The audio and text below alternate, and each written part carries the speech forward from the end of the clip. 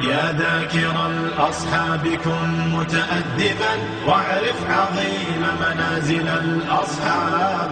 هم صفوة رفعوا بصحبة أحمد وبذاك قد خصوا من الوهاب.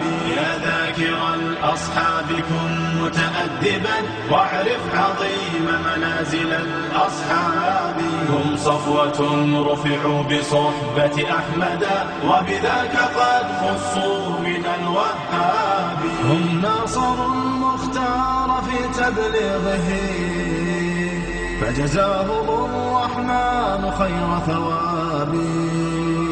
ما بال أهل الغي طال لسانهم وتجرؤوا ورموهم بسباب. سبوا خيار الخلق من لهم العلا ولهم مقام في ذرى الأحساب. من قبل صرح أعوج عن حقده في سب شيخ متق أواب. يا ثاني الاثنين في الغار الذي شهدت له آيات خير كتاب. واليوم قد صدع الخبيث بجرأة ووقاحة من سافل كذاب. هذا النبي محمدا في عرضه سيعمه ذل وشر عقاب. هذا النقية من تخل المصطفى فليخزأن فسعيه كسراب.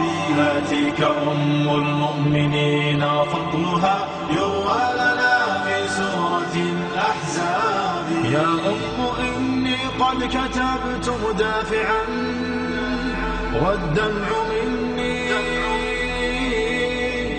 كالندى المنساب.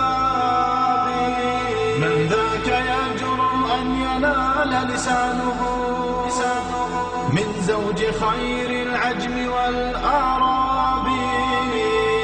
يا من زعمتم حب آل نبيكم أخلت جماجمكم من الألباب. تمشون في درب الضلال معتب قد أخفيت عثراته بضباب. يا ذاكر الأصحاب كن متأدبا. يا ذاكر الأصحاب كن متأدبا واعرف عظيم منازل الأصحاب. هم صفوة رفعوا بصحبة أحمد وبذاك قد خصوا من الوهاب. يا ذاكر الأصحاب كن متأدبا واعرف عظيم منازل الأصحاب. هم صفوة رفعوا بصحبة أحمد.